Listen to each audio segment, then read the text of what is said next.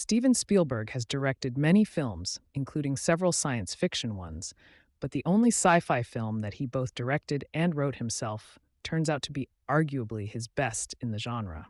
Close Encounters of the Third Kind was released shortly after Star Wars in 1977. Although they both involve aliens and space, the two films could not have been more different. While Star Wars was a traditional hero and villain adventure story set in another place and time, Encounters was a real life drama set straight on present day Earth. Star Wars was fun, Encounters was mysterious and awe inspiring. Each film aimed to achieve very different ends. I consider CE3K, as it's known in some circles, to be one of the few classic sci fi films of my own generation. There are so many good things to say about it. First, the story is introduced with an interweaving of mini scenes, designed mainly to build anticipation that something amazing is happening.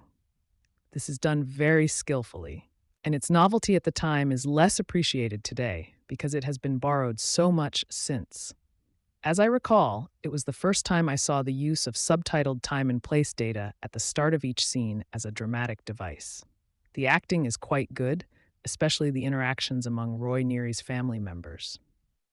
What is striking about that element is its portrayal of a dysfunctional American family on the verge of divorce that feels so on target that it's as if Spielberg is channeling his own childhood. His own parents divorced when he was young.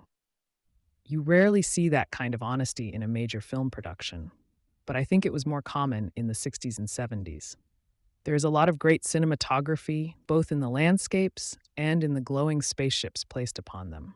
The special effects still stand up today. Plus, it had a great musical score that enhanced the otherworldly feel throughout.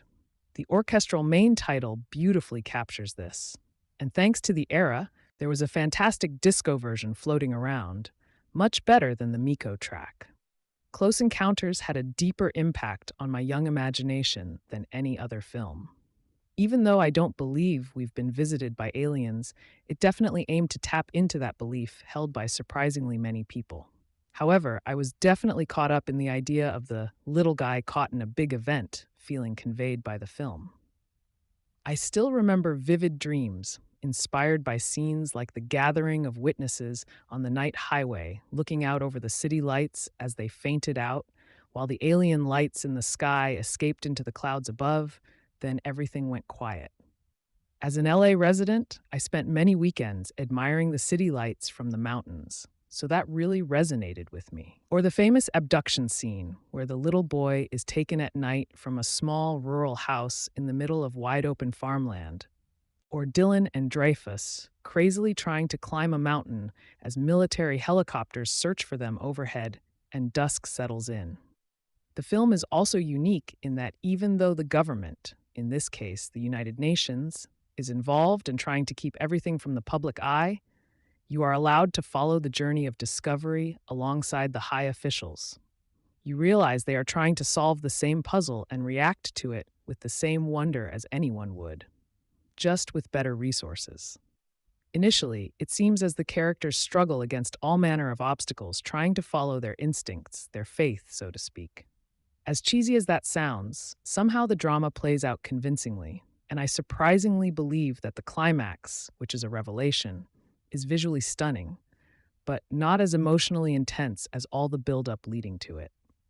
My attraction to this film lies not so much in the story, but in the childlike wonder it is capable of evoking even in adults.